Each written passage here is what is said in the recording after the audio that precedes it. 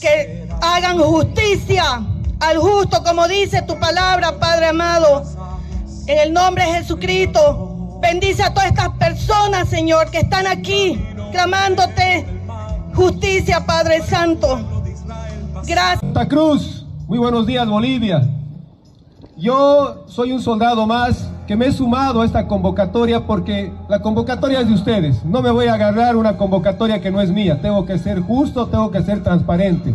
Ustedes han convocado para ayudar a estos hermanos menonitas que son bolivianos también, nacidos acá y que aportan al desarrollo y el crecimiento de este país. Que producen, como dijo la que me antecedió, entre un 60 y un 70% de los alimentos que consumimos en este país.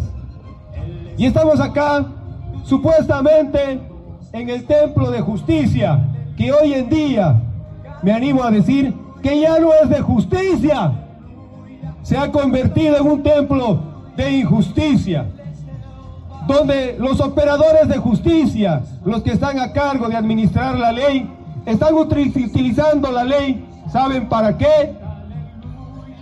Para lucrar, para hacerse millonarios a costa de la vida, la libertad y la desgracia de los seres humanos. ¿Sí o no? ¿O estoy mintiendo?